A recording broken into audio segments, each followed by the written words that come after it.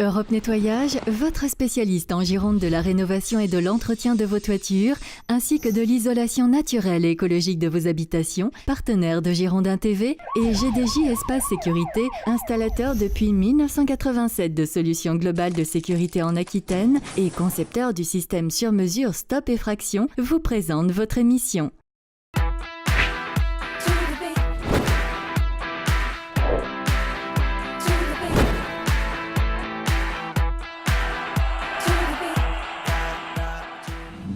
Bonsoir à tous, bienvenue dans le Clubhouse de Girondin TV. Nous sommes le mercredi 9 avril. Au sommaire de cette émission, dans quelques instants, nous serons en compagnie de Lucas Orban, grand témoin donc de cette émission. Avec lui, nous reviendrons sur le match nul obtenu par les Girondins de Bordeaux face à Rennes le week-end dernier. Puis bien évidemment, on va se projeter sur la prochaine journée de championnat avec ce déplacement à Ajaccio. Interview également celle d'André Biogo-Poko au micro d'Olivier Paulin.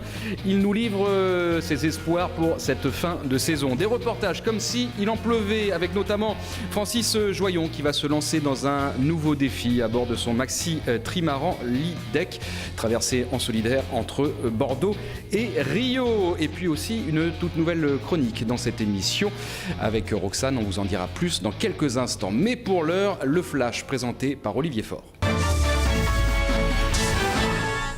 Bonjour Emmanuel, bonjour à tous, ravi de vous retrouver pour les dernières infos des Girondins de Bordeaux avec cet entraînement ce mercredi matin pour les hommes de Francis Gillot qui prépare bien sûr la 33e journée de Ligue 1 et le déplacement à Ajaccio samedi soir, coup d'envoi de la rencontre à 20h. Côté blessé, on rappelle que Landry Yemo, Kevin Olympa et Jussier sont toujours blessés. Julien Faubert, lui, revient de blessure, il a repris le footing ce mercredi matin mais devrait être encore un petit peu court peut-être pour le match de ce week-end. Côté ajaxien, on enregistre 3 retours de blessures, Olièche, Angebar et Gonçalves qui ont repris tous les 3 l'entraînement. Et puis des nouvelles des joueurs prêtés. Tout d'abord, Emiliano Sala qui a encore marqué ce week-end avec son club de Niort. 12e but de la saison déjà pour Emiliano Sala. Niort, on le rappelle, qui pointe à la 3e place de Ligue 2. Gaëtan Laborde, lui, a aussi marqué, cette fois-ci en national, avec son club, le Red Star. Et puis, des nouvelles de Jaroslav Plazil qui a encore perdu ce week-end avec Catane. Son équipe compte 7 points de retard sur le premier non relégable. Enfin, l'humoriste Baptiste Le Caplin commentera le match Bordeaux-Guingamp sur Gold FM, match comptant pour la 34e journée de Ligue 1. Avis donc aux amateurs. Ça se passera donc dimanche 20 avril à 17h sur Gold FM. Voilà pour les dernières infos, Emmanuel.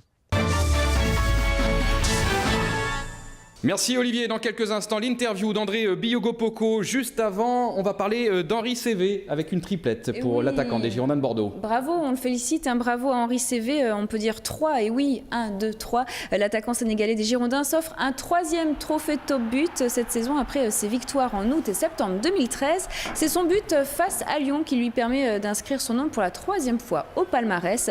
Voilà, on l'a vu à hauteur d'une jolie tête piquée sur un centre parfait de Mariano au second poteau. Henri avait permis à l'équipe de mener au score face aux Guns lors de la 28e journée du championnat. Alors voilà, c'est le public qui l'a plébiscité puisqu'il reçoit 71% des votes. Henri devance ainsi 2 Brésiliens pour le titre de top but du mois de mars, Jussier 16% et Carlos Henrique 13%. Bravo encore à Henri, on le félicite.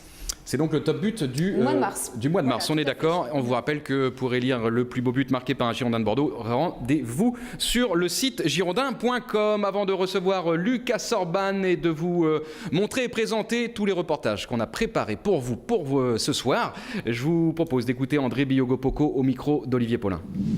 Bonjour, ça va très bien, J'ai quelques petites douleurs, mais ça va. Donc on rappelle que tu es sorti un peu d'une période de blessure, tu commences à retrouver peu à peu tes sensations ? Ouais, ça va, la saison de blessure elle a été longue, mais maintenant ça va, je retrouve mes sensations. Donc maintenant j'essaie de gagner un peu de temps de jeu.